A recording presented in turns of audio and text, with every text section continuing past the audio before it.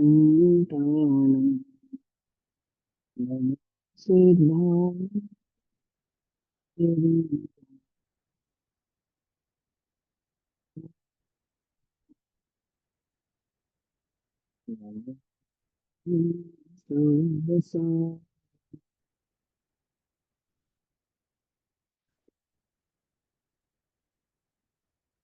मंगलम भगवान वीरो मंगलम मंगलम मंगलम कुंद जैन धर्म मंगलम सर्व कल्याण कारकम सदा सर्वधर्म जैन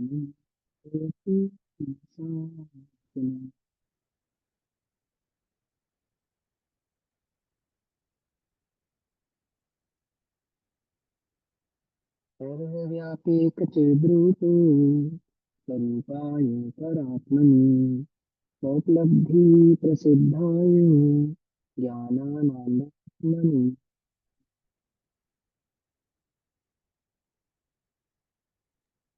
भैया अपना ब्लूटूथ डिस्कनेक्ट करो।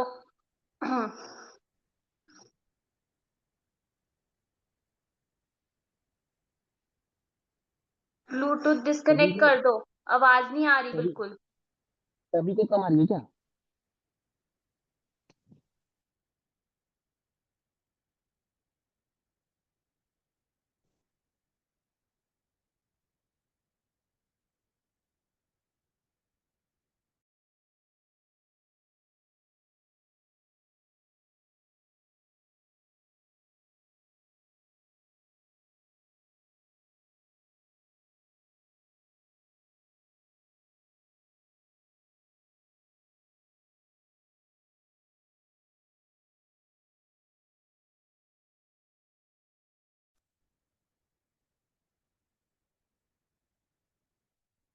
अब ठीक है,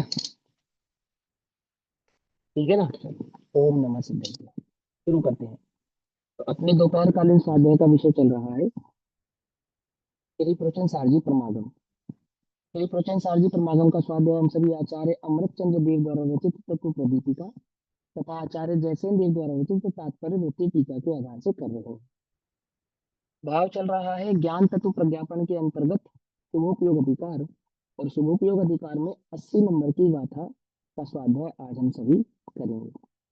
प्रचन सारजी की ये समझिए कि हमने मूल पहचान बनाई है 80 नंबर की गाथा से, है ना?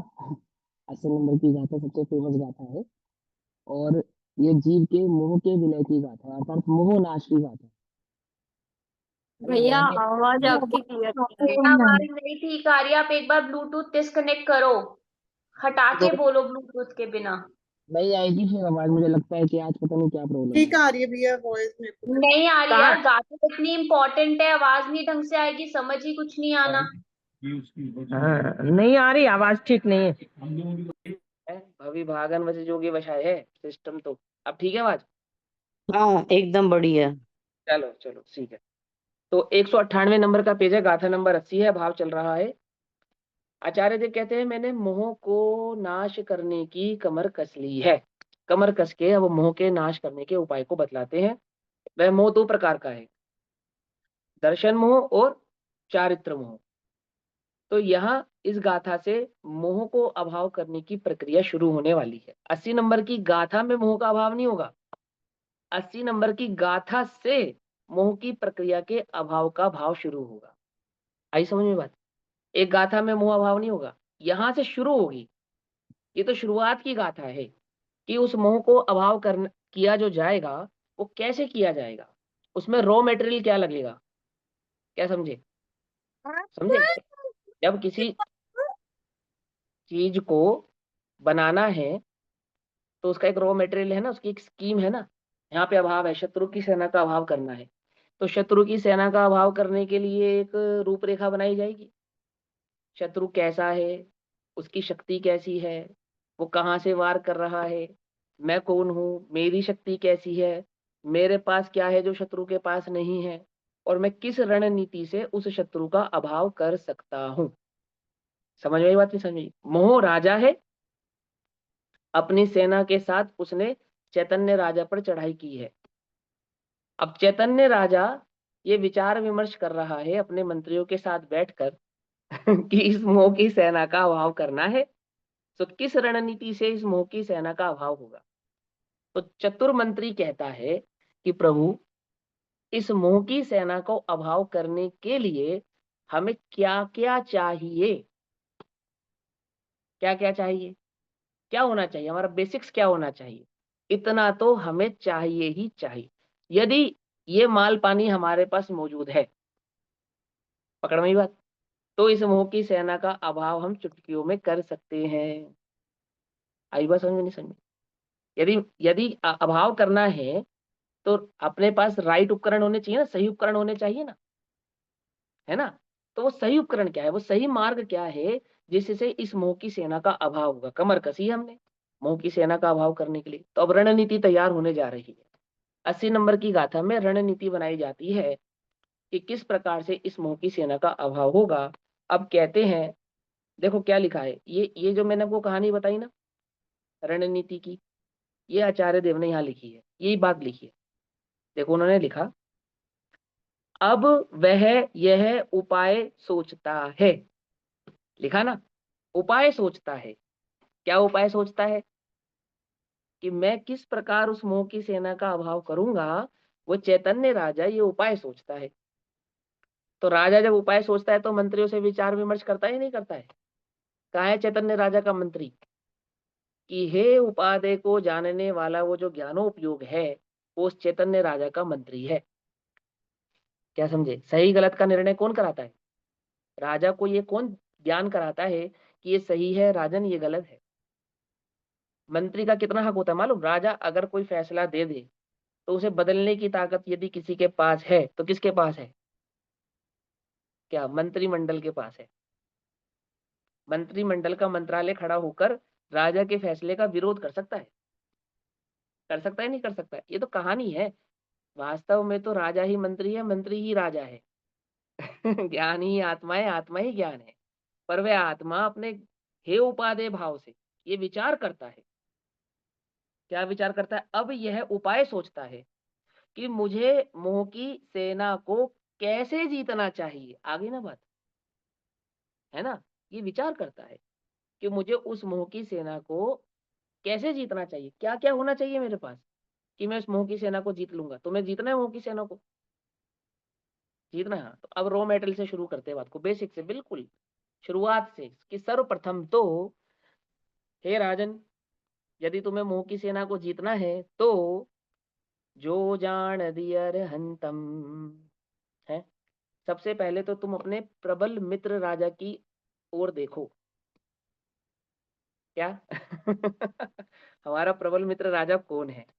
प्रबल मित्र राजा हमारी हेल्प करने आएगा या नहीं आएगा? आएगा ना। तो प्रबल राजा हमारी मदद करने आएगा तो इस मोह की सेना का हम अभाव कर देंगे। तो तुम्हारी जान पहचान किसके साथ है?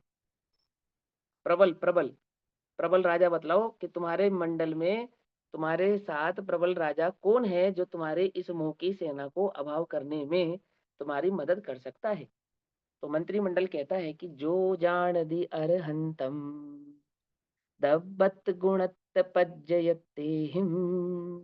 जो जानता है अरहंत को, अरहंत को जानता है। अरिहंत, अरिहंत द्रव्य है, गुण है या पर्याय है? अरहंत क्या है? ये द्रव्य है, अरहंत नाम का द्रव्य है, अरहंत नाम पर्याय का है। गुण है।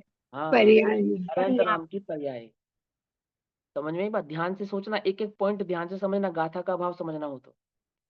एक पर्याय है अरहंत दशा, वो पर्याय किसकी है? 6 द्रव्यों में किसकी है? कि जीव की जीव है। की। और मैं कौन हूं?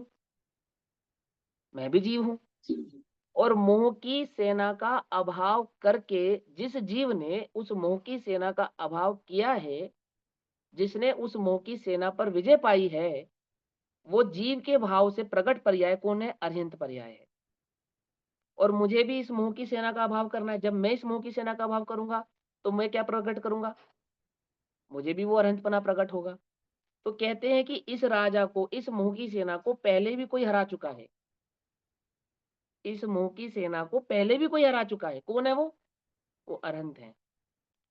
उन्होंने जो नीति अपनाई थी, जो रणनीति उन्होंने अपनाई थी, यदि वही रणनीति हम अपनाएं तो क्या कर सकते हैं?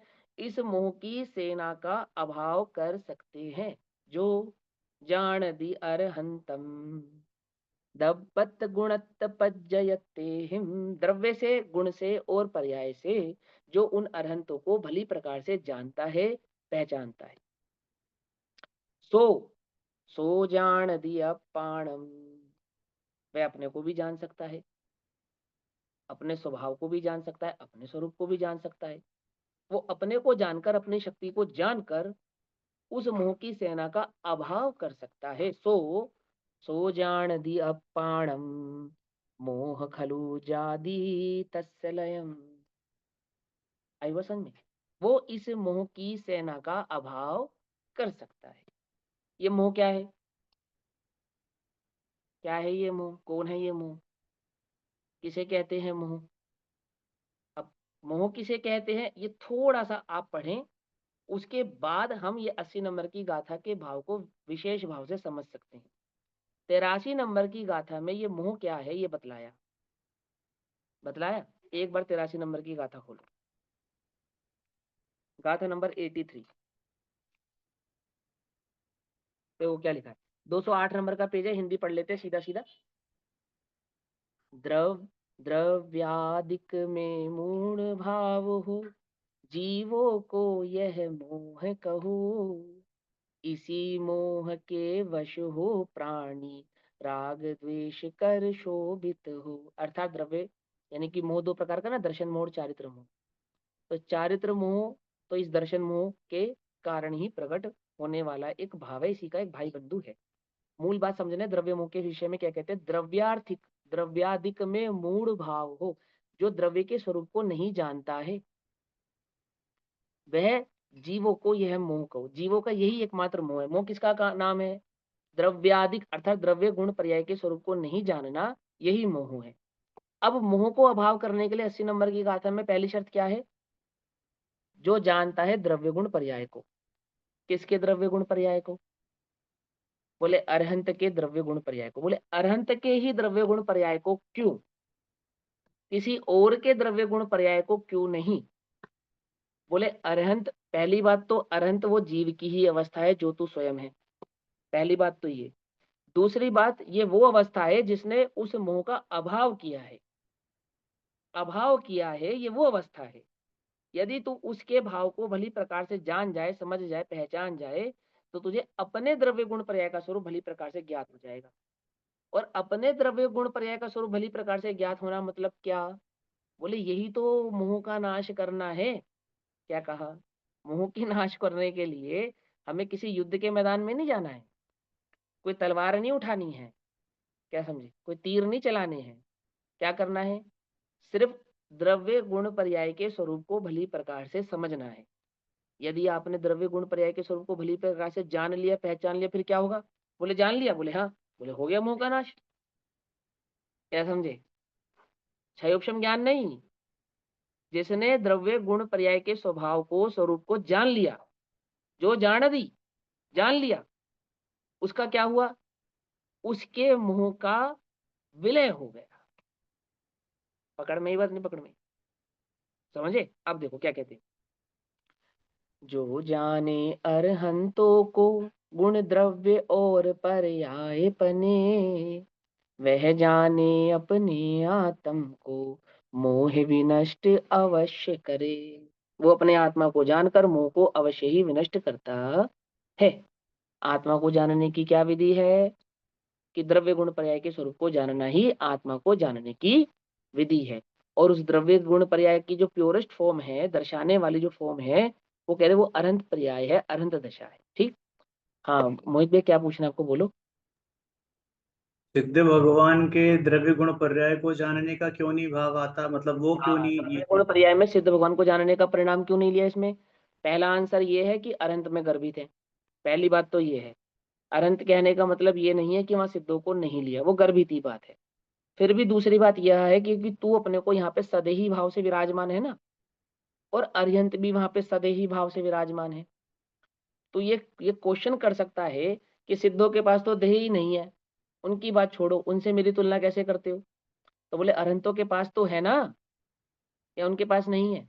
कि हाँ, अरहंतों के पास तो है, इसीलिए हम तुझे अरहंतों से ही तुलना करके बतला रहे हैं। आई बस समझ? इसलिए अरहंत कहने का मतलब ऐसा नहीं कि सिद्धों को वहां नहीं लिया है, सिद्धों तो उसमें गर्भित ही है। और आत्मा के जिन गुणों से उसकी पहचान करानी है, वो अनंत, दर्शन, ज्ञान, सुख, वीर्य आदि ऐसे लोक में वो अरहंतों के प्रसिद्ध हैं, इसलिए अरहंत की अपेक्षा से ये बात कही जा रही है। और मार्ग जो बताएंगे मोह के अभाव करने का, वो कौन है? सिद्ध है या अरहंत है? अरहंत ही है। उस मोह को अभाव करने का मार्ग बतलाने वाले ही अरहंत हैं, इसीलिए उन अरहंतों की श्रद्धा की मुख्यता से यहाँ ये बात कही जा रही है। ठीक, तो क्या कहते हैं, जो अरिहंत को द्रव्यपने, गुणपने और पर्यायपने जानता है, वह अपने आत्मा को जानता है, और उसका मोह अवश्य लयम याति, अर्थात लय नाश को प्राप्त होता है। लयम यानी कि क्षयम, प्राकृत में लयम यानी कि क्षयम, क्षयम यानी कि क्षय, अभाव, पूर्णता अभाव। उपशम गुरुदेव प्रवचन करते हैं ना इस पे, तो गुरुदेव कहते हैं उपशम नहीं, क्षय उपशम नहीं, सीधा क्षय। कहने वाले कौन है? वे पंचम काल के आचार्य लिख रहे हैं, जिन्हें ये मालूम है कि वर्तमान में हमें उपशम या क्षयोपशम से अधिक सम्य दर्शन नहीं होगा। टीकाकार कौन है? वही आचार्य हैं जिनको भली प्रकार से ज्ञात है कि वर्तमान में पंचम काल के जीव को उपशम क्षयोपशम से अधिक सम्य दर्शन नहीं होगा। बल कितना है? कि स्वरूप का बल इतना है कि सीधा क्षय, क्षयम, हमें तो क्षय की होगा, सीधा क्षय, क्षय ही हो जाएगा उस मोह का। उपशम और क्षयोपशम के चक्कर में नहीं हो। कह रहे मोह का नाश मतलब मोह का नाश। ये कर्णानुयोग वाले फैसला करते रहे कि उपशम होगा, क्षयोपशम होगा या क्षयिक होगा, हमारा तो नाश होगा। क्या समझे? इस मोह का हमारे द्वारा तो नाश ही होगा। आई बात समझ में? ऐसा कहते हैं। अब भाव समझते हैं। देखो मैं आपको एक उदाहरण समझाता हूँ, फिर ये भाव समझ में आएगा टीका का। सोने की सोने की खदान में जो मिट्टी होती है ना, मिट्टी, मिट्टी वो कैसी होती है? स्वर्ण होती है या मिट्टी होती है? कैसी होती है मालूम? सोने की स्वर्ण खदान, मिश्रित। हाँ, स्वर्ण मिश्रित मिट्टी होती है। उस स्वर्ण मिश्रित मिट्टी की कीमत कितनी होती है? बोले स्वर्ण की कीमत से कम नहीं होती है। उस स्वर्ण मिट्टी की रक्षा कैसे की जाती है मालूम? जैसे सोने की रक्षा की जाती है, बिल्कुल ऐसी सोने की खदान की रक्षा की जाती है। मेडागास्कर में मैं एक बार सोने की खदान में गया, 70, 80, 90, शायद 100 फीट ऐसे नीचे होती गहराई में, 100 फीट गहराई होती है। 100 भी होती है, 200 भी होती है, 400 भी होती है, ध्यान नहीं, इतनी 200, 100, 200 फीट गहराई। तो लिफ्ट लगी होती है वहां पे, लिफ्ट में चढ़ो आप, तो वो अंदर गए, खदान के अंदर लेकर जाएंगे आपको। वो पूरा पहाड़ मिट्टी मिट्टी रहती है, अंदर गुफा में मिट्टी मिट्टी सब रहती है। एक मुट्ठी मिट्टी उठाओ तो मिट्टी की चमक से ही समझ में आता है कि इस मिट्टी में स्वर्ण ही स्वर्ण है, स्वर्ण ही स्वर्ण है। क्या वो मिट्टी देखकर घूमकर जब आप वापस आते हैं तो आपके कपड़ों को झड़वाया जाता है, मालूम? पूरे अच्छे से आपको झाड़ा जाता है। क्यों? आपके कपड़ों में मिट्टी चिपक के नहीं जानी चाहिए। बोले क्यों मिट्टी क्यों चिपक के नहीं जानी चाहिए? बोले मिट्टी नहीं है ये, मिट्टी नहीं है ये, स्वर्ण है, स्वर्ण है ये। समझना ध्यान से। 1 किलो सोना का बार दिखाओ और वो सामने मिट्टी रखो, और वो सोने का बार दिखा के कहो ये जो देख रहे हो सामने मिट्टी रखी है, क्या है ये साधारण मिट्टी नहीं है। ये क्या है? ये देख रहे हो बार, 1 किलो का सोने का बार, ये है, ये है, ये जो तुम्हारे सामने मिट्टी रखी है ये मिट्टी नहीं है। ये क्या है? ये 1 किलो सोने का बार है। ये इसमें से निकला है। समझ में ही बात नहीं? समझ? इसकी रक्षा कैसे की जाएगी? जैसे इसकी रक्षा की जाती है ऐसे की जाएगी। पकड़ में आई बात? नहीं पकड़ में आई? वो मिट्टी क्या है? वो मात्र मिट्टी नहीं है। मिट्टी में जो स्वर्ण है वो मिट्टी नहीं है, और जो स्वर्ण है वो मिट्टी नहीं है। क्या कहा? मिट्टी में जो स्वर्ण है वो क्या नहीं है? वो मिट्टी नहीं है, और जो स्वर्ण है वो मिट्टी नहीं है। कुछ समझ में आया? अन्वय व्यतिरेक अभी समझाएंगे, टीका में आएगी सारी बातें। तो क्या कहते हैं आचार्य देव हमसे? तो कहते हैं कि सोने का बार दिखाओ और वो जो सोना जहां से बाहर निकल कर आए वो दिखाओ। तो वो जो सोने को जानता है, स्वर्ण को जानता है, वो उस मिट्टी की कीमत को जानता है। जो स्वर्ण को नहीं जानता है, वो खदान की मिट्टी की कीमत भी जानता नहीं है। पकड़ में आई बात? पकड़ में आई? उस स्वर्ण की खदान जो है, उस खदान की मिट्टी की कीमत कितनी? बोले जितनी स्वर्ण की कीमत उतनी। आई बात समझ में? ऐसे ही उन्होंने कहा, आचार्य देव ने कहा, जो जानता है, किसको जानता है? वो अरहंत को जो जानता है, वो ये बात जान सकता है कि मैं कौन हूं। जो अरिहंत को नहीं जानता है, वो ये बात नहीं जान सकता है कि मैं कौन हूं। और जो ये नहीं जानता है कि मैं कौन हूं, उसका मोह नाश को प्राप्त नहीं हो सकता है। और जो ये जानता है कि मैं कौन हूं, उसे ही का मोह नाश को प्राप्त वास्तव में हो सकता है। ये पहली विधि, यहां से विधि शुरू हो रही है। समझ में आई बात? तो हम क्या जानने का प्रयास करेंगे? कि हम अरिहंतों के स्वरूप को जानने का प्रयास करेंगे। कैसे? द्रव्य से, गुण से और पर्याय से। फिर आगे द्रव्य किसे कहते हैं, गुण किसे कहते हैं और पर्याय किसे कहते हैं, ऐसे द्रव्य गुण पर्याय के स्वरूप को बतलाएंगे। क्यों बतलाएंगे? कि जो द्रव्य गुण पर्याय के स्वरूप को समझेगा वो अरहंतों को समझेगा, अरहंतों के द्रव्य गुण पर्याय के स्वरूप को समझेगा, अपने आत्मा को समझेगा, और अपने आत्मा को समझेगा, मानो फिर उसका तो मोह का नाश हो ही गया। जिसने आत्मा को समझ लिया, उसके तो मोह का नाश हो ही गया। क्योंकि मोह को नाश करना मतलब आत्मा को जानना, और मोह मतलब क्या? आत्मा को नहीं जानना। ये हमने 83 नंबर की गाथा में समझा। अब यहां समझो क्या कहते हैं। टीका, आचार्य अमरचंद्र देव कहते हैं कि जो वास्तव में अर्थात निश्चय से, अर्थात स्वभाव से अरहंत को, अरहंत क्या है? द्रव्य है, गुण है या पर्याय है? कि अरहंत पर्याय है।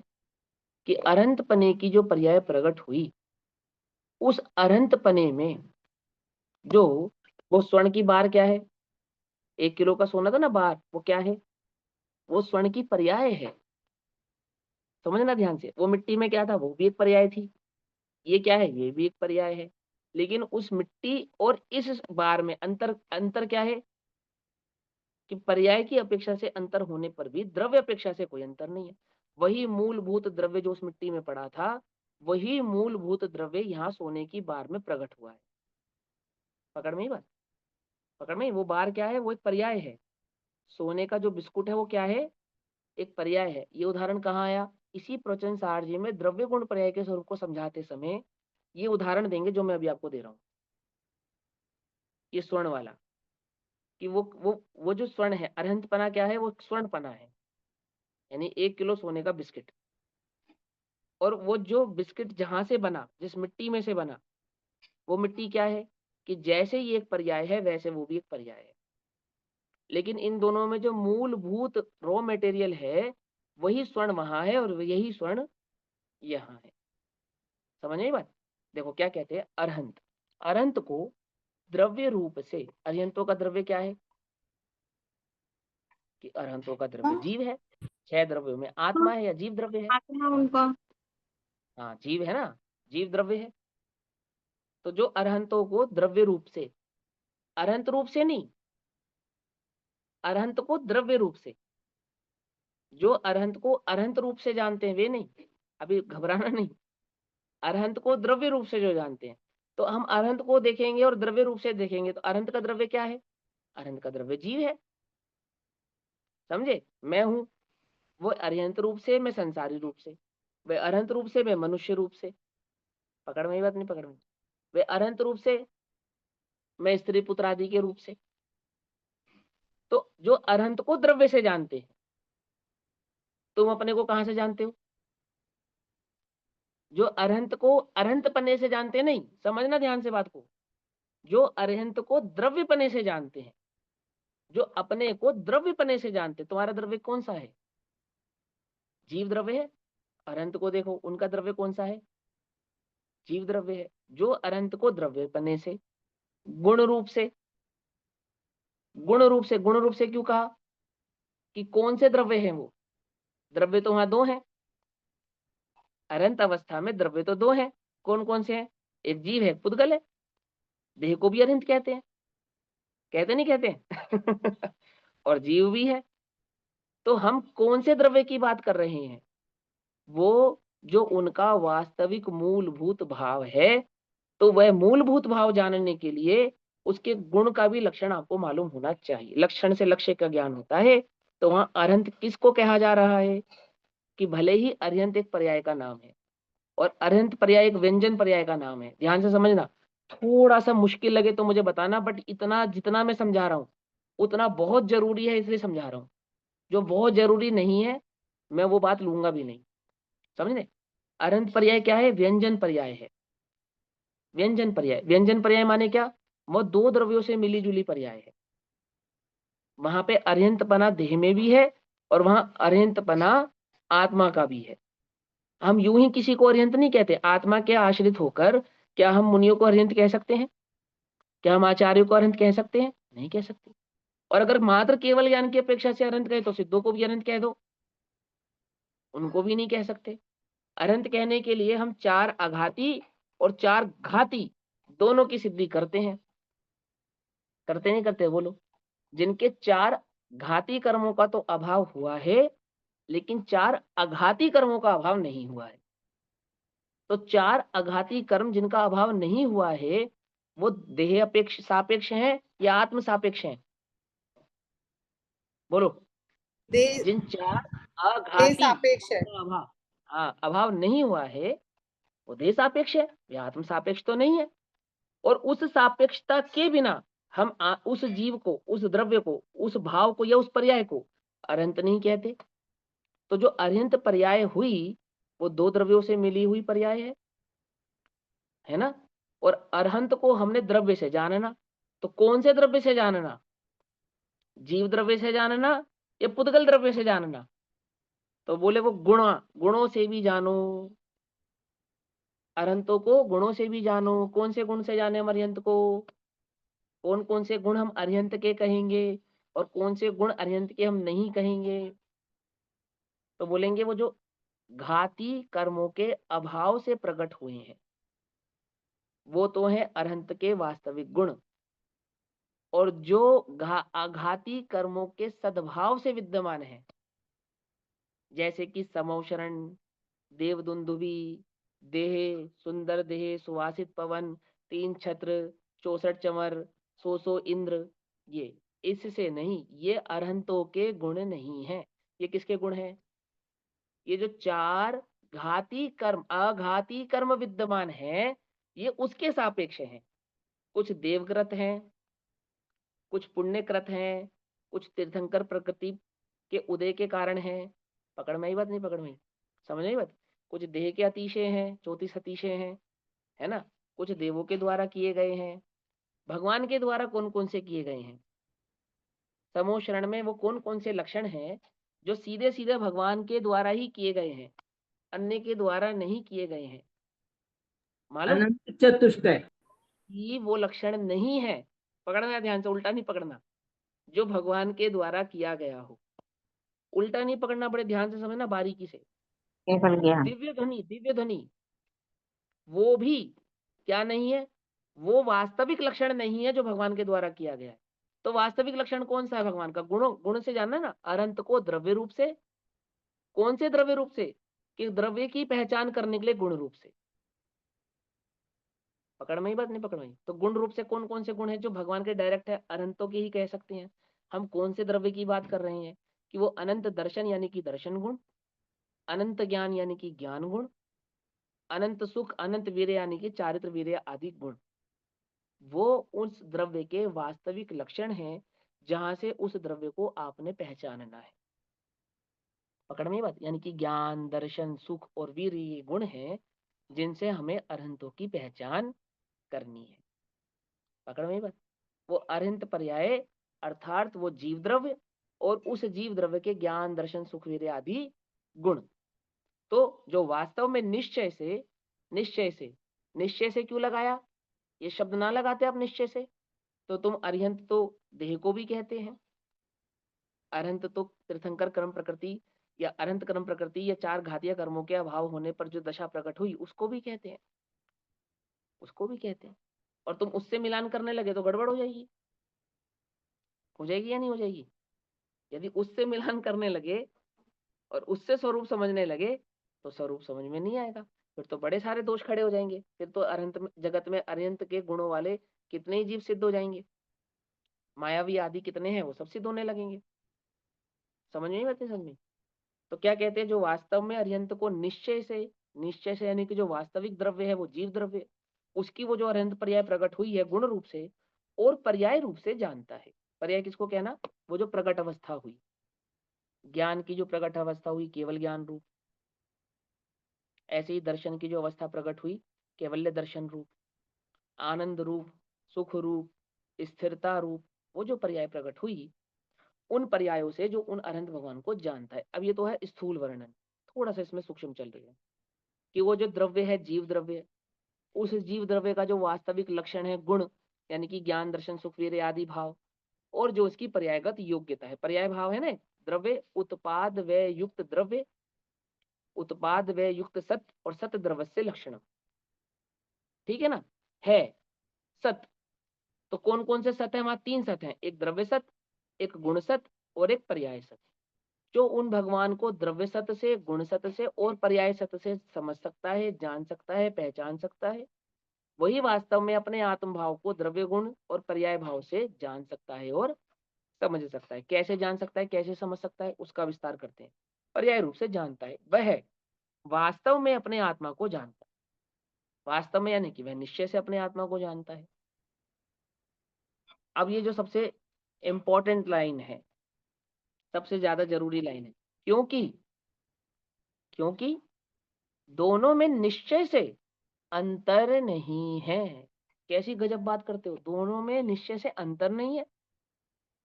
अरहंतों ने मोह की सेना को अभाव करने के लिए कमर कसी है, या अरिहंतों ने मोह की सेना का अभाव कर दिया?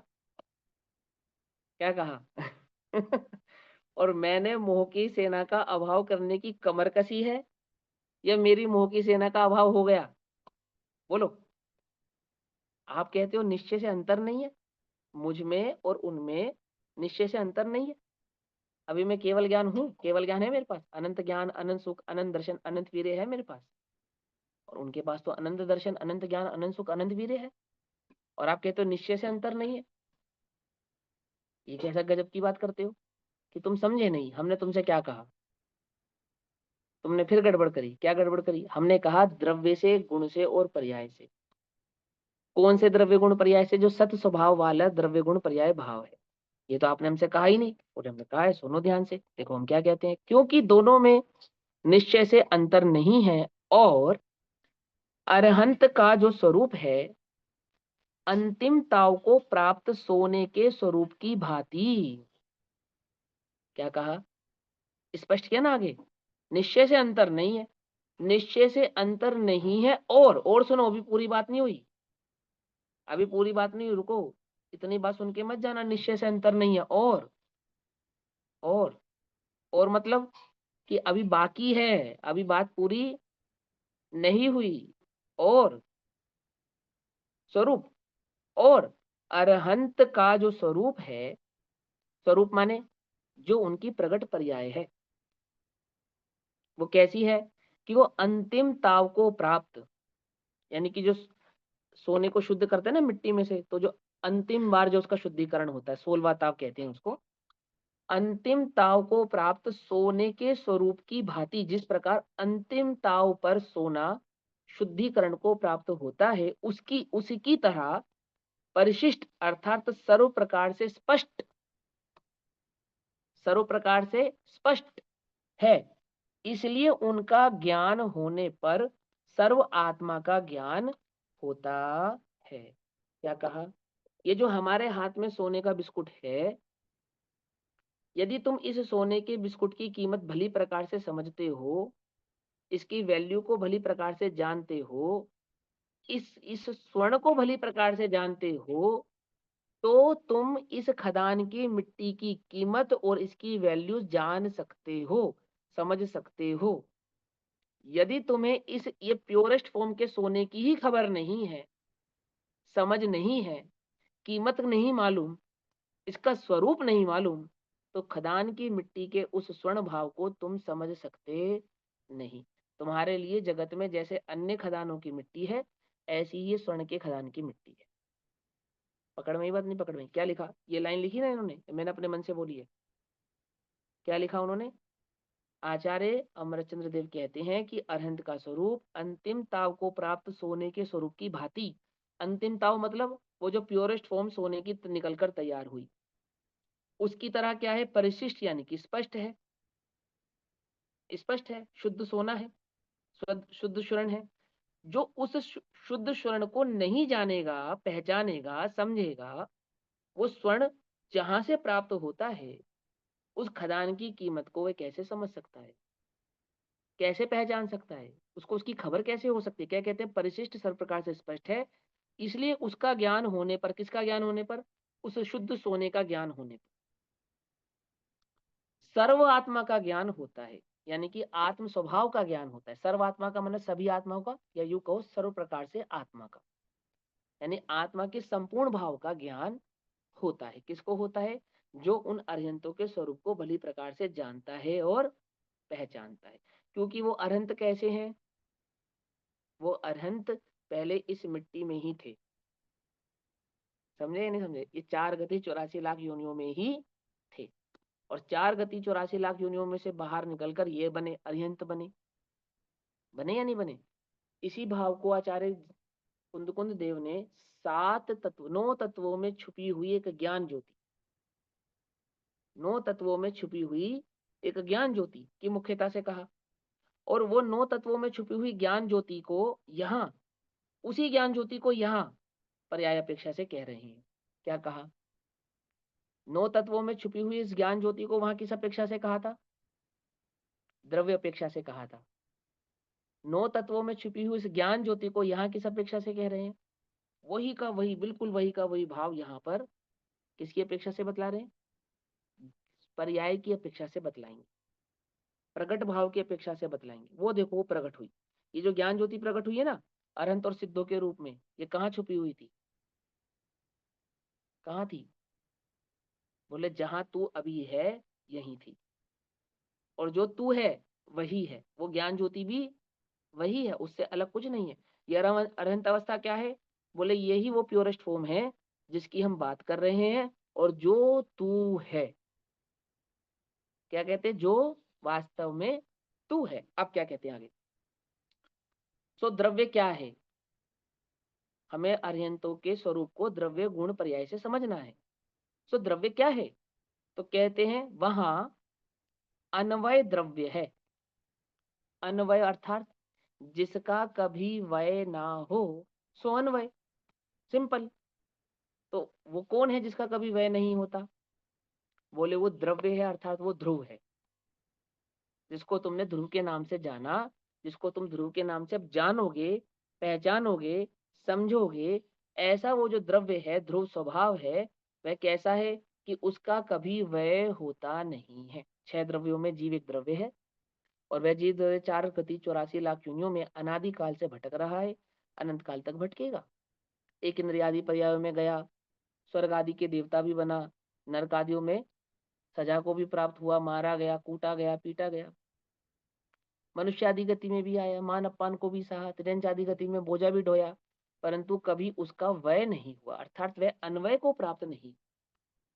वह जीव कभी बदल के अन्य रूप नहीं हुआ, वह जीव कभी अपने अनंत गुणों से कम नहीं हुआ, वह जीव कभी किसी और भाव को प्राप्त नहीं हुआ। जीव था, जीव है, जीव ही रहेगा। ऐसे 3 है सत वाले स्वभाव वाले उस द्रव्य को अन्वय कहते हैं। जो है, जो है, जो है, सो अन्वय। क्या कहा? जो है, जो है, जो है, सो अन्वय। ये 3 बार है क्यों कहा? कि जो था वो है, जो है वो है, जो होगा वो है। वो 3 है वाला वो जो ध्रुव है, वो कौन है? वो द्रव्य है। जैसे मिट्टी में जो पड़ा था वो भी स्वर्ण था, गलाकर जो ईंट में बना दिया गया वो भी स्वर्ण है, उस ईंट से जो चैन कुंडल अंगूठी आदि में बदल जाएगा वो भी स्वर्ण है, और उन ईंट, उस चैन कुंडल आदि को गला के फिर ईंट बना दिया जाए या मिट्टी भी बना लिया जाए, भस्म बनाते ना, भस्म सोम स्वर्ण भस्म, सो भी वह स्वर्ण ही है। अन्वय अर्थात वह हर स्थिति में स्वर्ण ही रहेगा। जो प्रत्येक स्थिति में जीव था, जो आज भी जीव है, जो हमेशा जीव रहेगा, वो अन्वय है। पकड़ में ही बात। पहले में पहले भगवान के द्रव्य को पहचानो, अनंत के द्रव्य को पहचानो। वो कौन से द्रव्य है? बोलो भैया। द्रव्य को पहचानो। 100 साल पुराना 1 किलो सोना तुम्हें मिले और कल का नया ताजा निकला हुआ 1 किलो गोल्ड मुझे मिले, तो मेरे स्वर्ण में और तुम्हारे स्वर्ण में क्या अंतर है? कोई अंतर नहीं है। किसके लिए अंतर नहीं है? जो स्वर्ण को पहचानता है उसके लिए अंतर नहीं। अन्वय, तुम्हारे स्वर्ण और मेरा स्वर्ण कैसा है? अन्वय भाव वाला है। अरहंतों का द्रव्य अर्थात वह आत्मा जो द्रव्य में हूँ, जीव तत्व, वह कैसा है? वह जीव द्रव्य कहो, उसे जीव तत्व कहो, उसे जीव पदार्थ कहो, तुम उसे जो कहना हो सो कहो, परंतु वह अन्वय स्वभाव वाला है। पकड़ में ही बात नहीं? पकड़ में। द्रव्य भी, तत्व भी, पदार्थ भी, वो जीव कैसा है? अन्वय, जिसका कभी वय होगा नहीं, ऐसे उस अन्वय भाव वाला है। वय माने खर्च हो जाना, वय माने बदल जाना, वय माने मिट जाना। ना खर्च होता है, ना बदलता है, ना मिटता है। कैसा है? वह सदैव वह ही रहता है। ऐसे उस अन्वय को द्रव्य कहते हैं।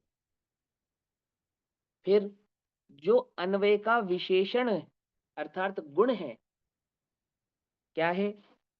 गुण किसे कहते हैं? दब्बत गुणत पज्जयत तेहिम। अरिहंतों को द्रव्य से पहचानना। द्रव्य सो अन्वय, गुण सो विशेष। जो अन्वय का विशेष है, अन्वय तो वहां पे पुद्गल भी है। अन्वय तो इस जगत में धर्म धर्म आकाश और काल भी है। तुम किस अन्वय की बात करते हो? समय सार में पहले ही समझाया ना, छह द्रव्य समय है, तुम किस समय की बात करते हो? छह द्रव्य आत्मा है, तुम किस आत्मा की बात करते हो? कि हम समय आत्म स्वरूप, वो जो जीवत्व लक्षण वाला चेतनत्व गुण वाला है, उस समय अथवा उस आत्मा की बात करते हैं।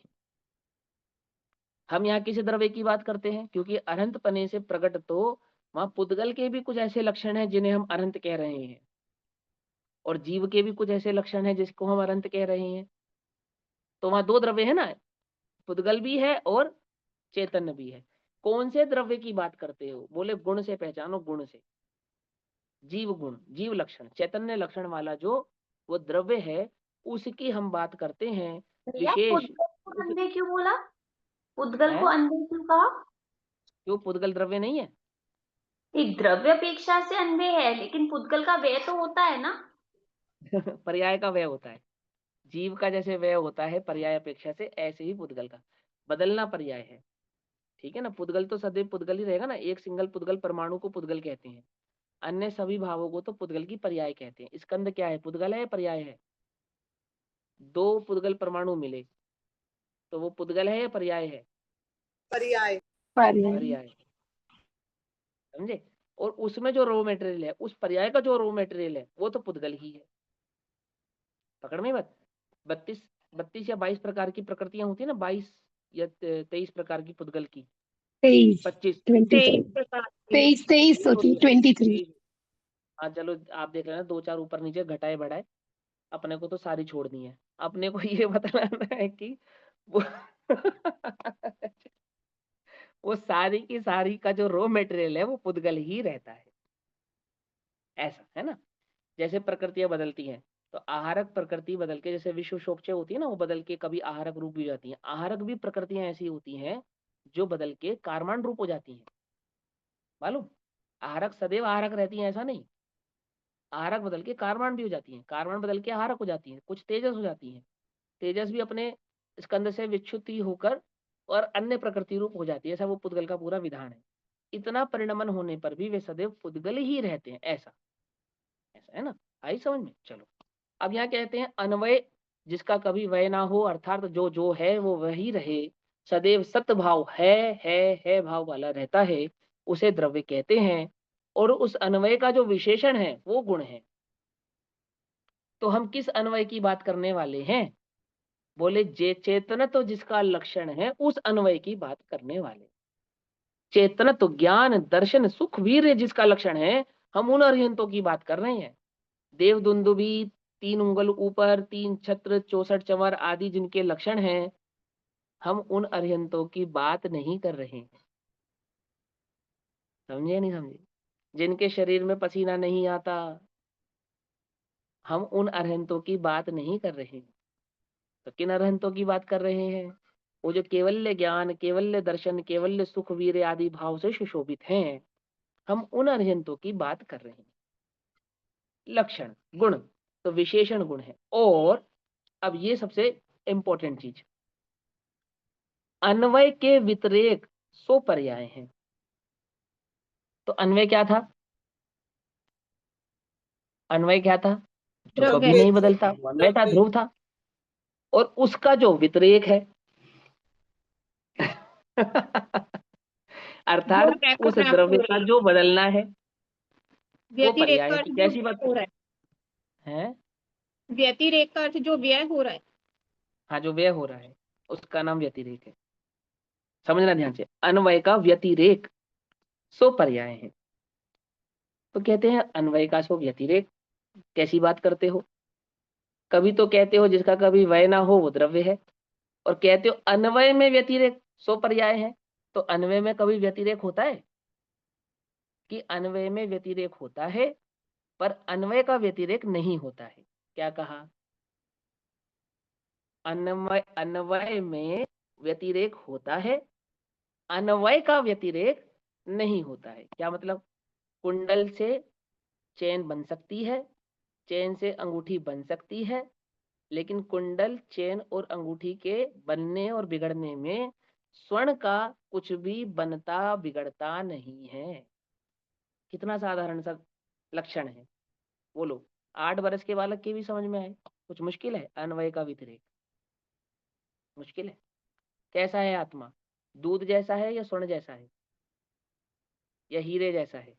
बोलो, वास्तविक लक्षण आत्मा का क्या होना चाहिए?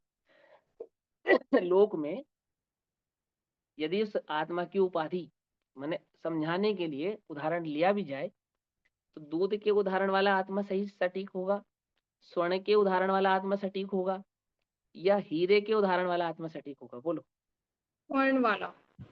हाँ, समझे? एक स्वर्ण भाव वाला ही आत्मा सटीक बैठेगा। इसलिए उदाहरण स्वर्ण से समझेंगे, ये नहीं अभी आगे पूरा चलेगा स्वर्ण, घबराओ नहीं। कैसे भैया? हाँ, कैसे? कैसे भैया कैसे? दूध का पनीर बनाओ, पनीर का फिर दूध बनाओ। हीरा, हीरा के बोलो। ऊपर करो, हीरा। हीरा, हीरा तोड़ो, चूरा कर दो, हीरे का नहीं होगा चूरा हीरे का। बोलो। और उस चूरे से फिर हीरा बनाओ। बनाओ, नहीं बना पाओगे। हीरा घिस जाएगा, दरार आ जाएगी, उसकी दरार सही है, मिटाओ। सही है एकदम। हीरे की बोलो। डस्ट से दोबारा हीरा नहीं बनेगा। नहीं बनेगा, लेकिन स्वर्ण की डस्ट, धूल से फिर स्वर्ण बनेगा। स्वर्ण को चेन बनाओ, अंगूठी बनाओ, कुंडल बनाओ, फिर स्वर्ण बनाओ। अरे स्वर्ण तो है ही, बनाना क्या है? कुंडल भी स्वर्ण है, चेन भी स्वर्ण है, अंगूठी भी स्वर्ण है। वो व्यतिरेक है, अन्वय है। अन्वय है, अंगूठी में स्वर्ण अन्वय है, अंगूठी में व्यतिरेक है। अंगूठी से चेन हुई तो व्यतिरेक किसका हुआ? स्वर्ण का हुआ या अंगूठी का हुआ? अंगूठी का। अंगूठी से चेन हुई, अंगूठी से चेन हुई तो व्यतिरेक किसका हुआ? स्वर्ण का हुआ या अंगूठी का हुआ? अंगूठी का हुआ। अंगूठी किसकी थी? स्वर्ण की थी या अंगूठी की थी? बोलो। कि अंगूठी तो स्वर्ण की थी, पर्याय का तो व्यतिरेक भिन्नपना भी किसका कह हुआ? सकते हैं भैया जी। तो पर्याय व्यतिरेक का किसका हुआ? भिन्नपना, पर्याय का भिन्नपना भी तो कह सकते हैं उसे। हाँ, भिन्नपना कह सकते हैं, लेकिन अभी अभी जो तुमने सीखा समझा है भिन्नपना जी आदि, वहां दिमाग मत लेकर जाओ। पहले यहाँ समझो कि व्यतिरेक किसका हुआ। प्रश्न ये है कि अंगूठी से चेन बनी, तो व्यतिरेक किसका हुआ? अंगूठी का हुआ या चेन का हुआ? तो आपने कहा अंगूठी का हुआ। अंगूठी का। बहुत बढ़िया। अंगूठी किसकी थी? अंगूठी स्वर्ण स्वर्ण की की। थी, अंगूठी की थी? कि वास्तव में तो अंगूठी स्वर्ण की थी। समझना ध्यान से, उल्टा नहीं पकड़ना। और इसीलिए जब अंगूठी का व्यतिरेक हुआ तो वो स्वर्ण का ही व्यतिरेक हुआ। तो क्या लिखा? अन्वय का व्यतिरेक। लेकिन स्वर्ण का व्यतिरेक होने पर भी स्वर्ण का व्यतिरेक नहीं हुआ। तो बोलते स्वर्ण में व्यतिरेक हुआ पर स्वर्ण का व्यतिरेक नहीं हुआ। समझे या नहीं समझे? क्या लिखा देखो, क्या लिखा है। एक और एग्जाम्पल पे लगा दो हाँ किसी और समझाता हूँ समझाता हूँ, घबराओ नहीं, पूरा समझाऊंगा। क्योंकि अन्वय और व्यतिरेक नहीं समझ में आएगा तो पूरी गाथा ही नहीं समझ में आएगी। सारा खेल तो अन्वय व्यतिरेक का ही है। समझे? देखो क्या कहते हैं, और अन्वय के व्यतिरेक सो पर्याय है। तो क्या अन्वय का व्यतिरेक होता है?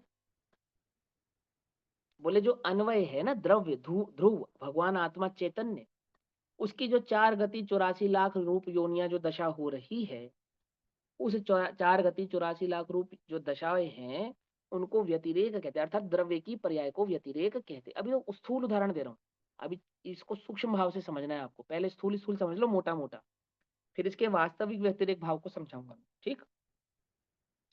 तो बोले वस्तु कैसी है? बोले वस्तु में 3 सत है। पहला सत है अन्वय सत, अर्थात वस्तु है और वह वस्तु जैसी है वैसी ही रहती है, कभी बदलती नहीं। समझ में बात? आप उदाहरण जैसे सोने से अंगूठी बनाई, तो अंगूठी स्वर्ण की है ऐसे तो कहलाएंगे, यही कहेगा ना लोग, सोने की अंगूठी। अगर अंगूठी अंगूठी की है, स्वर्ण की नहीं है, तो तुम क्या पहनते हो? अंगूठी पहनते हो या स्वर्ण पहनते हो? बोलो, उंगली में अंगूठी पहनते हो या सोना पहनते हो? सोना। यदि अंगूठी ही पहनते हो, स्वर्ण नहीं स्वर्ण पहनते हो, की समझना अंगूठी। ध्यान से, तो हम तुम्हें एल्यूमिनियम की अंगूठी दे दें, पहन लोगे? बोलो, क्यों? मिट्टी की दे दे, पहन लोगे? बोलो, अंतर नहीं है ना? मिट्टी की अंगूठी और स्वर्ण की अंगूठी में अंगूठी की अपेक्षा से तो अंतर नहीं है, अंगूठी तो अंगूठी है। बोले अंगूठी भले ही अंगूठी है, पर अंगूठी की कीमत उसके अन्वय से है, उसके व्यतिरेक से नहीं। क्या कहा? अंगूठी का जो अन्वय है वो क्या है? स्वर्ण है, चांदी है, पीतल है, एल्युमिनियम है, क्या है? वो जो वही। अन्वय है, वो अन्वय, वो उसकी कीमत बतलाता है। नहीं समझे? वर्तमान में ये जो तुम्हारा अन्वय है ना, वो जो तुम्हारा व्यतिरेक है ना, वर्तमान का व्यतिरेक, इसकी जो कीमत है वो कहाँ से है? व्यतिरेक से है या अन्वय से है? क्या समझे? वर्तमान में अन्वय जो मेरी कीमत है अन्वय से है। वो मेरे अन्वय से है। कितना चतुर है। अन्वय से ही है। हाँ, लोक के समस्त व्यतिरेक भावों की कीमत तो उसके अन्वय से करता है, और अपनी कीमत, अपनी कीमत, अपनी कीमत अपने अन्वय से नहीं करता, अपनी कीमत व्यतिरेक से करता है। आई समझ में या नहीं समझ में ये बात? बोलो, अंगूठी दें? अंगूठी नहीं लेते, सोना लेते हैं। बोलो भैया, सगाई में अंगूठी पहनाई, अंगूठी पहनाई या सोना पहनाया? ये तो बनिया जानता है अच्छे से। एक अंगूठी और चेन पहनाकर हमने तो जी लड़की रोक दी, अंगूठी चेन पहना के रोकी। ये स्वर्ण पहना के रोकी। समझे या नहीं समझे? समझे? लोक में तो समस्त व्यतिरेकों की कीमत किससे है? अन्वय से है। अन्वय से है या नहीं है?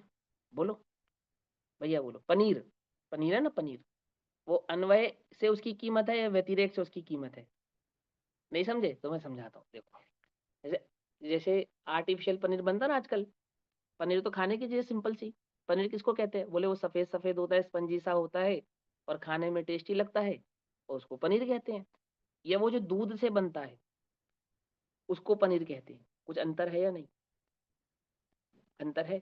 आर्टिफिशियल दूध से भी बनता है ना, यूरिया वगैरह मिक्स करके और तेल घी को जोड़ जोड़ के और सब कितना कचरा बना के भी पनीर बनता है ना, बनता है ना, जगत में बिकता है ना।